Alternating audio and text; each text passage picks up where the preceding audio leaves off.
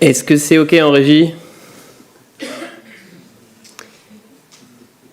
Bon, il est 14h30, bonjour à tous.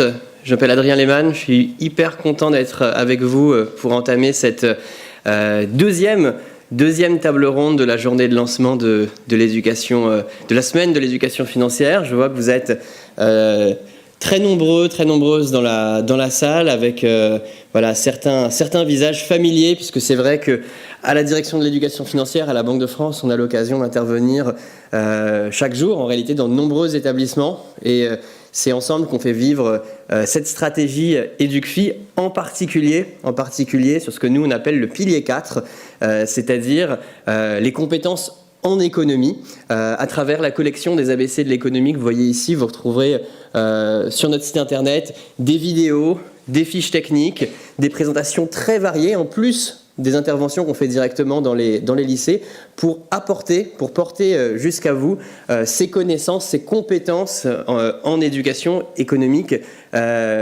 disons financière et monétaire. Et puis vous connaissez bien sûr Citeco, la Cité de l'économie, qui apporte aussi ses ressources en économie.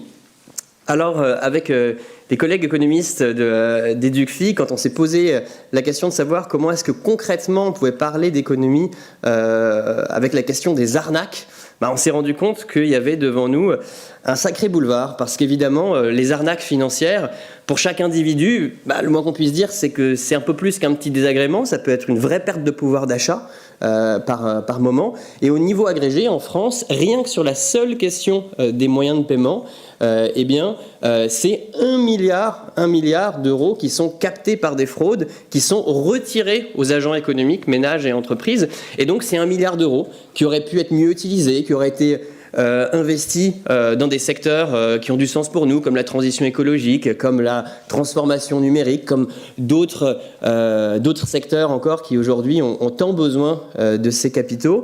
1 milliard d'euros qui sont mal distribués, c'est un marché qui fonctionne moins bien, c'est moins d'efficacité économique. Et puis, 1 milliard d'euros mal distribués, c'est aussi moins d'équité. Parce qu'il y a des agents économiques à qui on prend des sommes d'argent et qui se retrouvent avec un pouvoir d'achat diminué, alors même qu'ils avaient une contribution qui était tout à fait significative au fonctionnement de notre économie. Alors aujourd'hui, je suis avec Marine Soubiel, qui est experte en surveillance des moyens de paiement à la Banque de France, et avec Shahinez Benmissi, qui est inspectrice de la Banque de France et qui, par ses missions, supervise le secteur bancaire et donc a l'habitude de voir des mécanismes frauduleux, des établissements qui ont un comportement qui n'est pas tout à fait toujours complètement irréprochable. Donc j'espère que c'est une conversation qui va être le plus enrichissante possible. L'idée, c'est qu'on passe 40 minutes ensemble, d'abord à échanger avec Marine et Shahinez, et puis ensuite 20 minutes pendant lesquelles, dans la salle, et puis aussi à distance, puisque vous êtes très nombreux à nous suivre sur Internet, on puisse échanger ensemble, se poser le maximum de questions, et j'espère que dans 1h30, on pourra se dire, dans 1 heure, excusez-moi, on pourra se dire ensemble, vous voyez, je suis déjà en train d'allonger le temps de cette conférence, dans 1 heure, on pourra se dire ensemble qu'on a bien travaillé.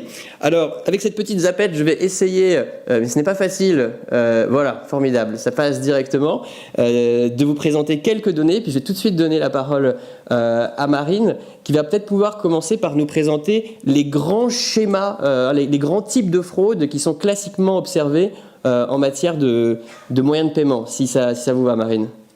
Oui, alors vous m'entendez bien ? Alors merci Adrien et bonjour à tous. Alors avant de répondre à la question, je voulais introduire 2 définitions, qui est celle du périmètre des moyens de paiement scripturaux.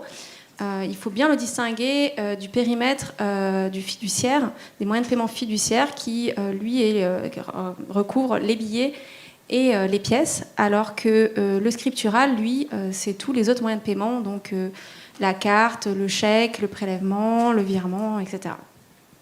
Ensuite, je voulais revenir sur la définition de la fraude, qui est l'utilisation illégitime d'un moyen de paiement avec pour conséquence un préjudice financier. Donc ça exclut tout ce qui est tentative de fraude où il n'y a pas de préjudice financier, mais aussi les cas d'escroquerie où l'utilisateur du moyen de paiement va payer l'escroc et ne se verra pas livrer le bien ou le service. Donc là, il y a un préjudice financier, mais il n'y a pas d'utilisation illégitime du moyen de paiement. Pour revenir à la question, Donc je voulais m'appuyer sur 2 graphiques qui retracent l'évolution de la fraude ainsi que l'évolution des flux de paiement.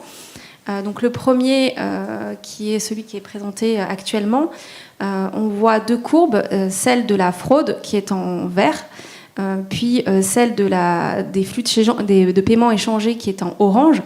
Donc avec des échelles, je suis désolée, il est un peu compliqué le graphique, mais je trouvais que c'était intéressant de superposer ces 2 courbes pour voir les tendances. Donc pour la courbe de la fraude, l'échelle est à gauche, et pour la courbe des flux de paiement, l'échelle est à droite. Si on s'intéresse donc à la première courbe, la fraude, donc on peut voir que la courbe a 2 phases.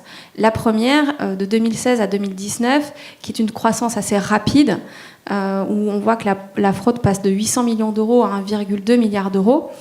Puis une deuxième phase où on voit que la fraude a tendance à se stabiliser autour de 1,2 milliard d'euros.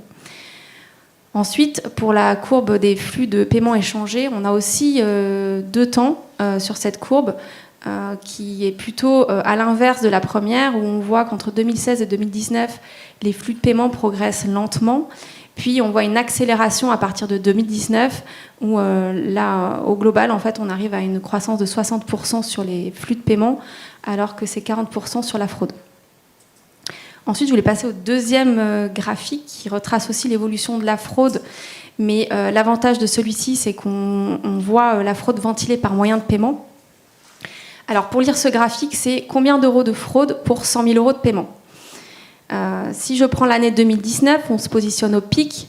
On voit que pour 100 000 euros de paiement, nous avons 4,10 euros de fraude, dont 1,90 € de fraude sur le chèque, 1,60 € de fraude sur la carte et 60 centimes d'euros de fraude sur le virement.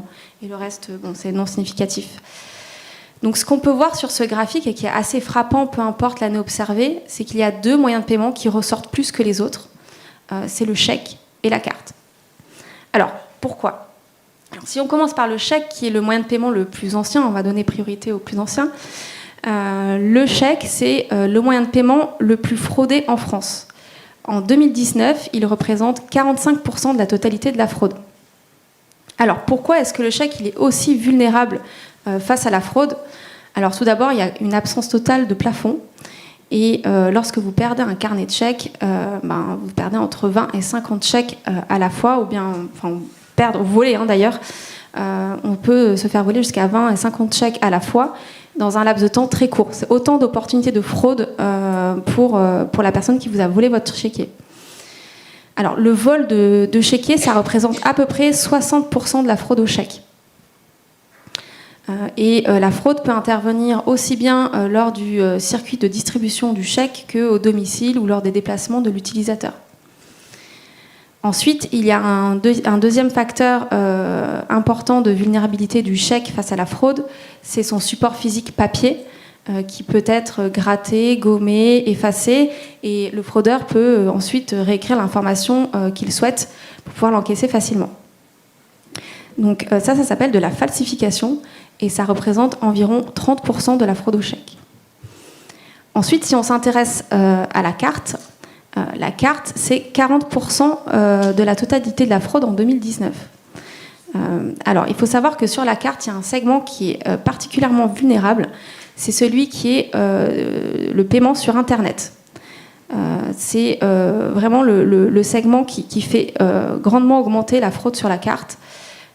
Et on peut voir que lors du développement du e-commerce, on a eu aussi un développement important de la fraude sur la carte. Alors, quelles sont les techniques de fraude les plus communément observées sur la carte ?